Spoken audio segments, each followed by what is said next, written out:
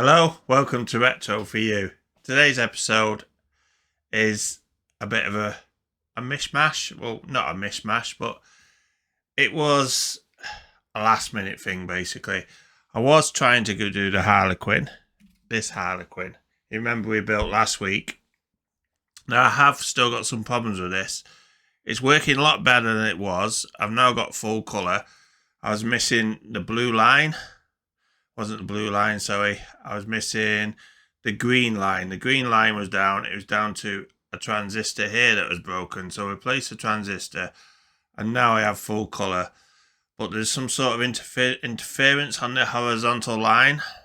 Now I've changed all the chips that are on the horizontal line and it's made no difference. I've changed the crystal, it's made no difference. So we need to look into this more.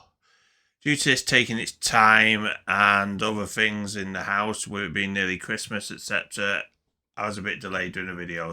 But I managed to get one together with some work I was doing on another project. So hopefully you enjoy it anyway. But it is only a short video. I shall put you up a screenshot of this now, if you like, up the video here on this side so you can see, and you can have a look as well. And if anybody knows who's watching this what could be causing this weird horizontal shifting, then please let me know so I can have a look at this. News wise, I've got the case on order for this. Well, I've ordered a full ZX Spectrum 128 and I'm either going to take the board out and repair it or I'll replace this Harlequin board inside it. That was the main intention of it. I did put a survey down below in my community tab. So if you have a look at the community tab, you'll be able to see that and hopefully give it a vote. At the moment, I think people are saying try repair it and keep it original. If that's the case, then I'll try source another case, but I can use a keyboard on this Harlequin anyway, so that's a good shout anyway. I do intend to put a mechanical keyboard on this at some time. So without further ado, we'll crack on and get on with this next project. So I'll see you soon after the short intro. See you soon, guys.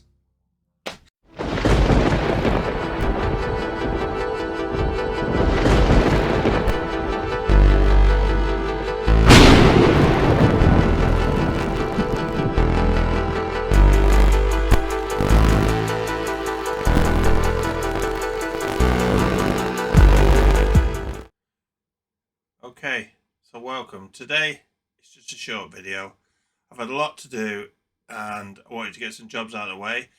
I'm trying to sort out a workshop at the moment. I seem to have a lot of big projects in the way unfinished. So I'm going to try and get some of these bigger projects out of the way and finished. And one of them projects is to build a 486 DOS based PC. So I've got this big box of motherboards, a couple of motherboards, video cards, Sound Blaster 16, etc. And I want to build a working 486 DOS based PC out of that like I used to have. And what I do have is an AMD DX4100 and this mainboard here, which is the better of the two mainboards because it's got no 8-bit slots, it's 16-bit and then the 32-bit VESAs. So, and also you got 72-pin slots here for the memory as well as the 30-pin slots here for the memory. So what happens is when I plug this into the power supply, it just shorts the power supply out. It just won't power on at all. It just, the fan doesn't spin or anything. So what we're going to do is remove the voltage regulator here. As I have noticed, there is a burn mark around there anyway. So we're going to remove this voltage regulator and change it and see if we can fetch this board to life. But first, obviously, we need to fit the processor and some memory. Okay, so we'll crack on with that now. So I've got my ESD band on. I'm going to switch to the other camera now so you can watch us insert the memory. What you do with these is you put them in an angle first. And you pull them into place. Push or pull and push, you can see. And then make sure that each little tab secure. So again, the next one, another 1 megabyte.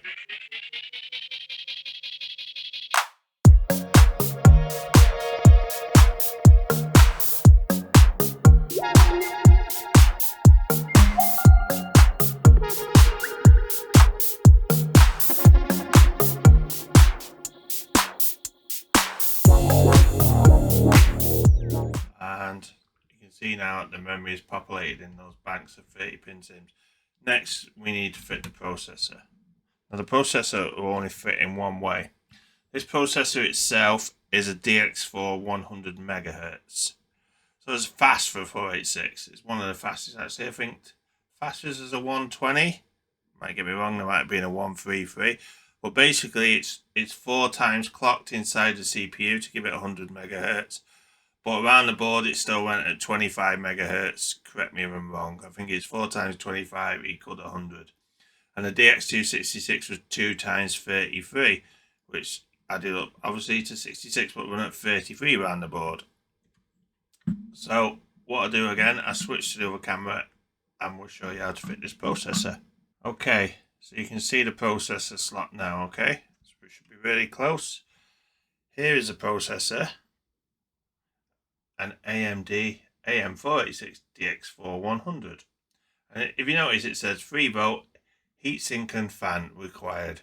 Now, we don't actually have a heatsink and fan today, but we'll be okay for what we're going to test it for. Underneath, you've got the gold. Yes, proper gold, gold plated. And you'll see in the corner here, there's a square pin. Can you make that out?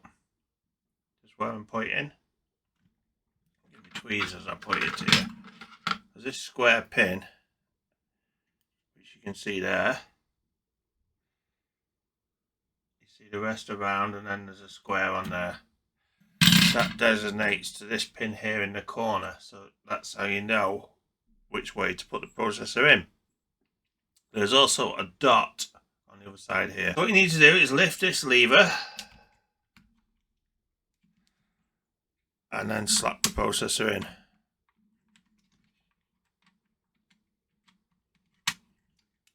Like so. Hold it down, lock the lever into place, and that's the processor fitted. So you can see now we've got the processor and we have the memory fitted. Next, I can show you the power supply, what he's doing, okay? So here's the power supplies. Now these, again, were different. You can see here, power supply, it's called an AT power supply, not an ATX. And you had 2 connectors, not just one big one like on the ATX. But also it was different, the power supply has a built-in power switch. So what you needed to do was plug these in, and they go in with the coloured lead first. And the way they go in is a bit different again from the ATX ones. I will show you. So there we have the power supply, and what it does is quite hard to explain, but they have like these little tabs. You see the little tabs at the back. They slot into the holes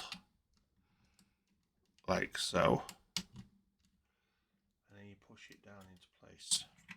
So again, you slot the tabs in like so, and then push it into place. It's also P8 and P9 obviously. So what I will show you now is we'll switch back to the other camera. So if I turn this on, I don't know if you can hear that, the power supply is just buzzing because it's just dead shorted out. The fan isn't spinning, there's no life whatsoever out of this. So what we're going to do, like I said before, is we're going to move that voltage regulator. Put that power supply to one side, and this is the voltage regulator here. First we'll remove this screw here holding it. Should have a bolt on the back of this surely, which it hasn't, which may explain why it's overheated perhaps and gone. So what we're going to do is just going to remove this screw, and then we're going down to the underside of the 3 pins here, and we will proceed to flux them up.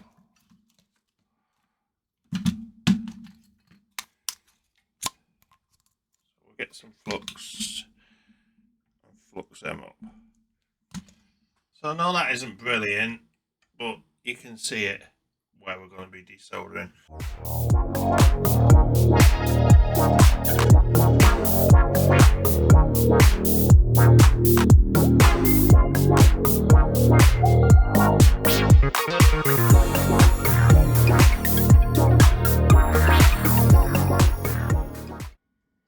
cards work out on the camera, but there is a crack through there, through the middle there. So it isn't good at all. So what we're going to do, we're going to get it replaced with a new one. You can clearly see a burn mark. Okay, where it's been and where it's basically popped itself. So I'm just going to look for one of them. I've got one somewhere. So here's a replacement one. We're going to get that replaced and see if the thing fires up.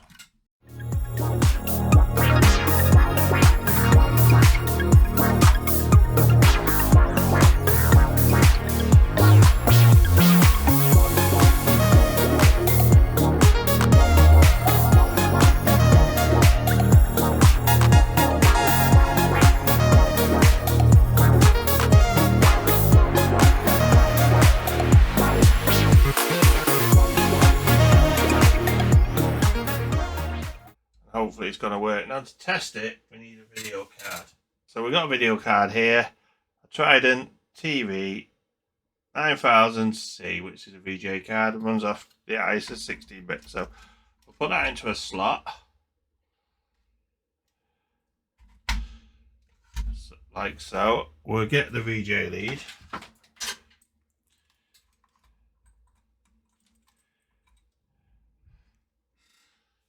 We can connect the power supply.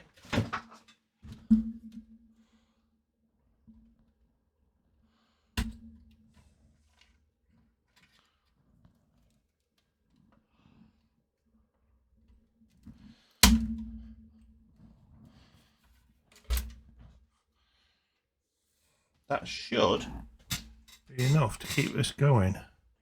Now the difference is the fan is actually spinning now.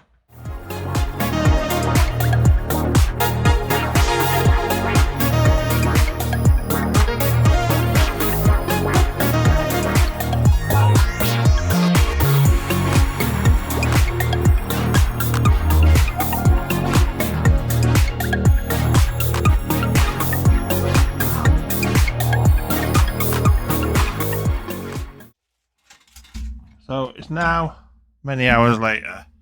Tried everything to get this board going. It does power on. There's power on the board. It just won't display. So we're going to move on to plan 2. And that is, even tried a new processor here. Tried a Intel DX2. So the second plan is to try this here. Yes, I've got 2 main boards. Now, I wanted the other one because it was a slightly newer board and it had the 32-pin sims on it. But this one is still a good board. It's got 30-pin sims, so hopefully it'll work. So what we're going to do, we're just going to get this populated and we'll give this one a test as well.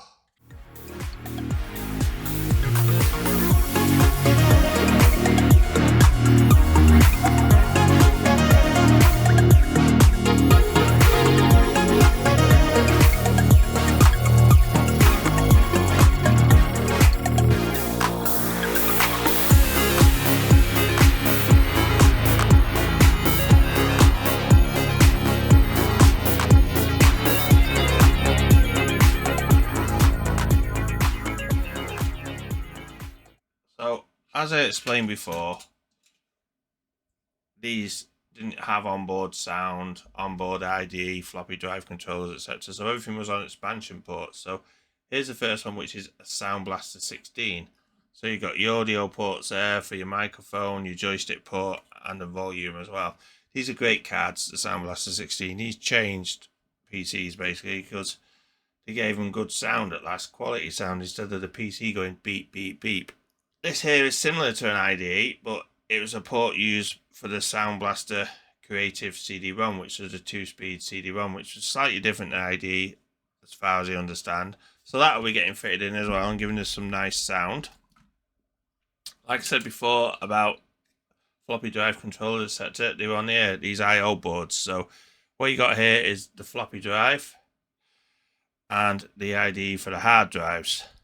But also you have your COM ports, your 9-pin COM port here, which you run a mouse off, and also your parallel port for your printer, etc. Another serial port here, And again, another joystick interface there. So that's about it for now. It's a shame we couldn't get the other board working. It is a slightly better board, but this is still good. It seems to be running. It's running quite toasty now, which is good. And it hasn't fell over. It's still running on the screen. I can flick over to show you. So let's just transition over. You can see there, it's still running. It's running well. And what we're going to do in the future is we're going to get this built into a case. We're going to get it all cleaned up. We're going to get it hard drive fitted, get it fully configured with MS-DOS, and hopefully run some DOS games on it. And so it should be, this will, the meaning of me building this is to get this placed inside my shed somewhere so I can turn it on and play DOS games, because playing DOS games on a 486 is something else. I mean, it's like playing on an Amiga original hardware compared to an emulator. It's so much better in my opinion. So that's the way forward. So unfortunately we couldn't get our board going, but we did try. But this board will do. It's a nice board. It's gonna run. If you made it to the end of this video now, thanks for watching, and give me a thumbs up. Drop a comment down below, somewhere down there, and hit the subscribe button if you're new. Thanks to everybody that's subscribed, and thanks to everybody that's watching. I try my best to get a video out once a week, like I said, and I appreciate all the comments and all the likes, and I'd just like to say thank you to you all, and I shall see you next week on Retro for You. See you again, guys. Bye.